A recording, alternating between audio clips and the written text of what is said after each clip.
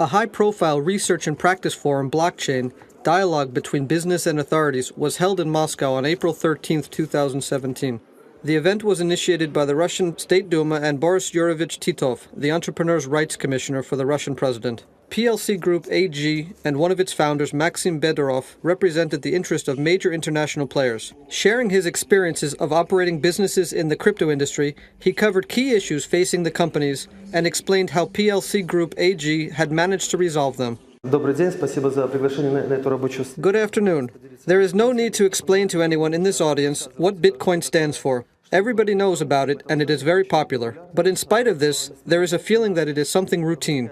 The latest conference on blockchain, held in March of this year in Kiev, revealed the following figures. Only 15% of Bitcoin transactions are effected by private individuals, while professional traders speculating in the market account for the lion's share of 85%. Another interesting figure was also mentioned. About 5 million people across the world physically hold bitcoins. These figures demonstrate that the blockchain technology, the cryptocurrency, and everything related to them continue to be reserved only for a very narrow group of people with specialized knowledge. As a company, we have made it our aim to change the situation. We believe that this technology should be available to every person, regardless of his or her educational background and income.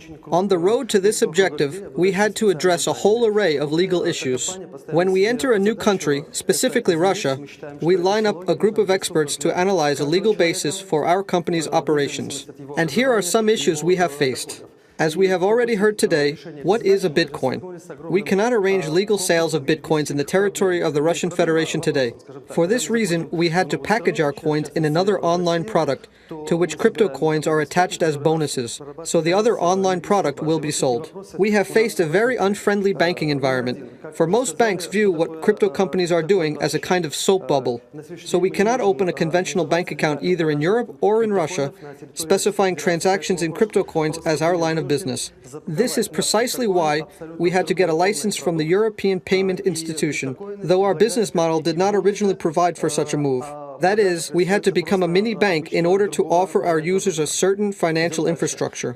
We also had to create our own investment portfolio comprised of two parts: precious metals as well as interest held by other companies. The matter the previous speaker has already identified is crypto exchanges. As of today, this issue has not been resolved in the Russian Federation. We have tried to address the matter by technological means.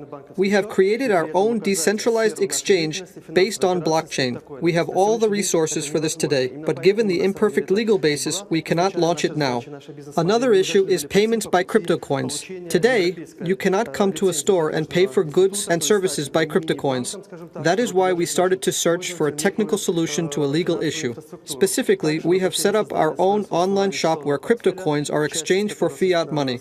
And this is already fiat money that the seller will get for his good or service. There are quite a few questions, but we will focus today on the 7 ones we view as the highest priorities.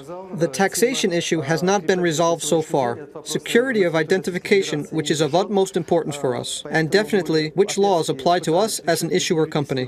Trying to resolve these legal issues, we were compelled to search for answers in technologies. That is why we do not just keep abreast of technological developments, but we are ahead of them.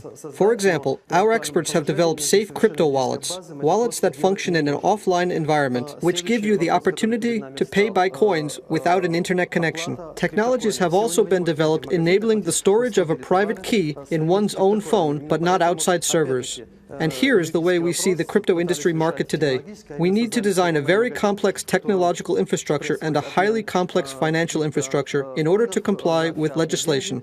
So our message is the following. We compare the crypto industry players with a flock of birds flying over a field looking for a welcoming spot.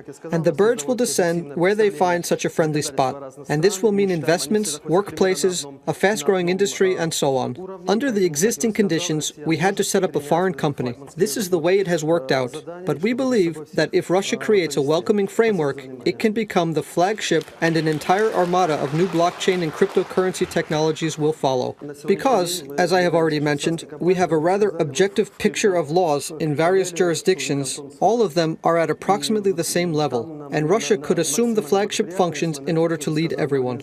Thank you for your attention. We are a Swiss company situated in the city of Zag, where the business environment is very friendly. We are setting up our daughter companies in Russia, Belarus, Ukraine and Kazakhstan. We are currently analyzing the legal basis for this. And Russia is of great interest to us, of course.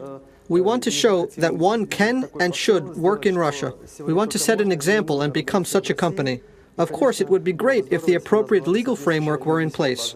And then, I believe, other foreign companies will follow suit. Спасибо.